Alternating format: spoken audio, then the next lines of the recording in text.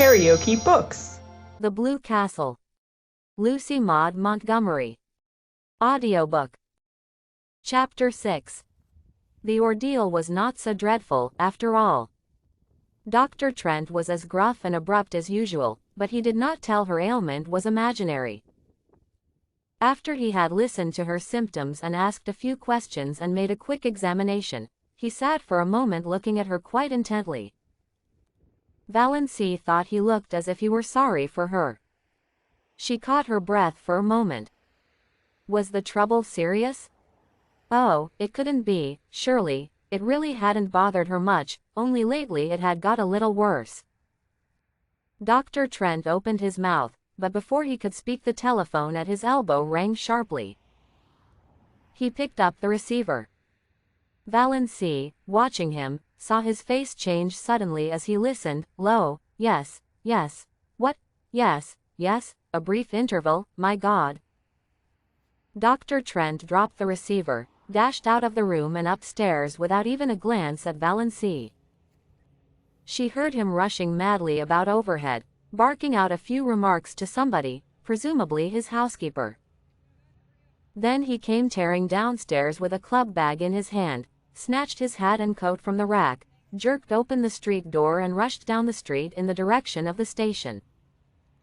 Valency sat alone in the little office, feeling more absolutely foolish than she had ever felt before in her life. Foolish and humiliated. So this was all that had come of her heroic determination to live up to John Foster and cast fear aside. Not only was she a failure as a relative and non-existent as a sweetheart or friend, but she was not even of any importance as a patient. Dr. Trent had forgotten her very presence in his excitement over whatever message had come by the telephone. She had gained nothing by ignoring Uncle James and flying in the face of family tradition. For a moment she was afraid she was going to cry. It was all so ridiculous. Then she heard Dr. Trent's housekeeper coming down the stairs. Valency rose and went to the office door. The doctor forgot all about me, she said with a twisted smile. Well, that's too bad, said Patterson sympathetically.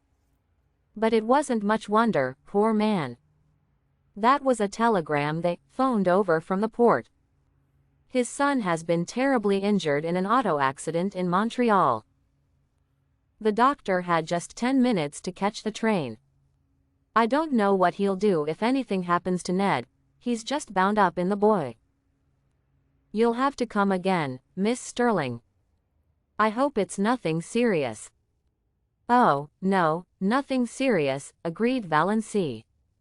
She felt a little less humiliated.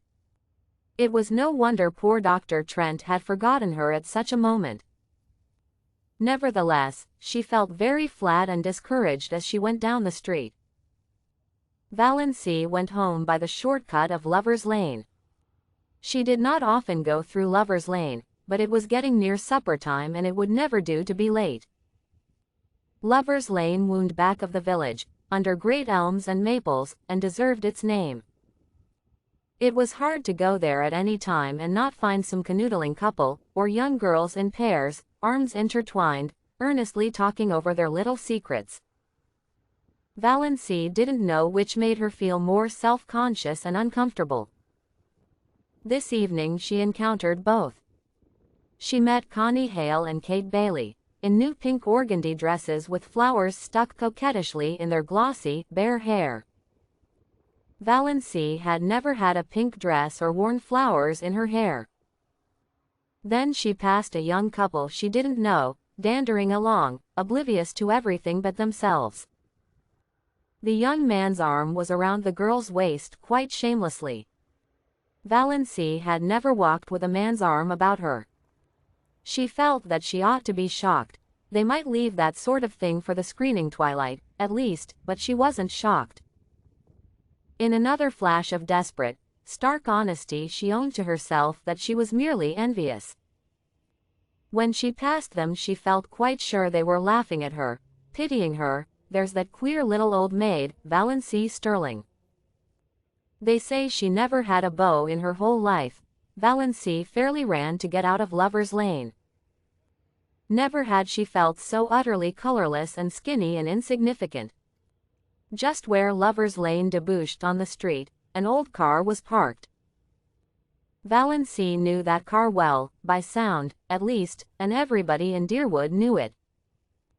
This was before the phrase, Tin Lizzie, had come into circulation, in Deerwood, at least, but if it had been known, this car was the tinniest of Lizzies, though it was not a Ford but an old gray Slauson. Nothing more battered and disreputable could be imagined. It was Barney Snaith's car, and Barney himself was just scrambling up from under it, in overalls plastered with mud. Valency gave him a swift, furtive look as she hurried by. This was only the second time she had ever seen the notorious Barney Snaith, though she had heard enough about him in the 5 years that he had been living, up back, in Muskoka. The first time had been nearly a year ago, on the Muskoka Road. He had been crawling out from under his car then, too, and he had given her a cheerful grin as she went by, a little, whimsical grin that gave him the look of an amused gnome.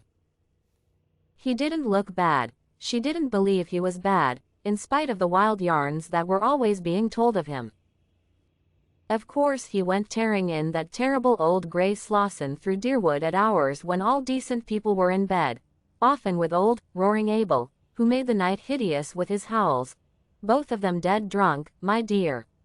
And everyone knew that he was an escaped convict and a defaulting bank clerk and a murderer in hiding and an infidel and an illegitimate son of old Roaring Abel Gay and the father of Roaring Abel's illegitimate grandchild and a counterfeiter and a forger and a few other awful things. But still Valency didn't believe he was bad. Nobody with a smile like that could be bad, no matter what he had done. It was that night the Prince of the Blue Castle changed from a being of grim jaw and hair with a dash of premature gray to a rakish individual with overlong, tawny hair, dashed with red, dark brown eyes, and ears that stuck out just enough to give him an alert look but not enough to be called flying jibs. But he still retained something a little grim about the jaw. Barney Snaith looked even more disreputable than usual just now. It was very evident that he hadn't shaved for days, and his hands and arms, bare to the shoulders, were black with grease. But he was whistling gleefully to himself and he seemed so happy that Valency envied him. She envied him his light-heartedness and his irresponsibility and his mysterious little cabin up on an island in Lake Mistawis, even his rackety old gray Slauson. Neither he nor his car had to be respectable and live up to traditions. When he rattled past her a few minutes later, bareheaded, leaning back in his Lizzie at a raffish angle, his longish hair blowing in the wind, a villainous-looking old black pipe in his mouth, she envied him again. Men had the best of it, no doubt about that. This outlaw was happy, whatever he was or wasn't. She, Valency Sterling, respectable, well-behaved to the last degree, was unhappy and had always been unhappy. So there you were. Valency was just in time for supper. The sun had clouded over, and a dismal, drizzling rain was falling again. Cousin Stickles had the neuralgia. Valency had to do the family darning and there was no time for magic of wings. "Can't the darning wait till tomorrow?" she pleaded. "Tomorrow will bring its own duties," said Frederick inexorably. Valency darned all the evening and listened to Frederick and Cousin Stickles talking the eternal, niggling gossip of the clan, as they knitted drearily at interminable black stockings. They discussed second cousin Lillian's approaching wedding in all its bearings. On the whole, they approved. Second cousin Lillian was doing well for herself. "Though she hasn't hurried," said Cousin Stickles. "She must be 25.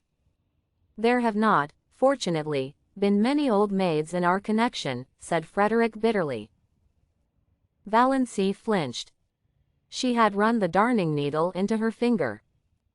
Third cousin Aaron Gray had been scratched by a cat and had blood poisoning in his finger. "Cats are most dangerous animals," said Frederick. "I would never have a cat about the house." She glared significantly at Valency through her terrible glasses. Once, 5 years ago, Valency had asked if she might have a cat. She had never referred to it since, but Frederick still suspected her of harboring the unlawful desire in her heart of hearts. Once Valency sneezed. Now, in the Sterling Code, it was very bad form to sneeze in public. "You can always repress a sneeze by pressing your finger on your upper lip," said Frederick rebukingly. 9:30 and so, as Mr. Pepys would say, to bed. But first Cousin Stickle's neuralgic back must be rubbed with Redfern's liniment. Valency did that. Valency always had to do it. She hated the smell of Redfern's liniment, she hated the smug, beaming, portly, bewhiskered, bespectacled picture of Dr. Redfern on the bottle.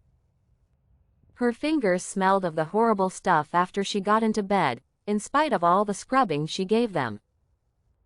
Valency's day of destiny had come and gone. She ended it as she had begun it, in tears. If you liked what you heard, please subscribe to the channel.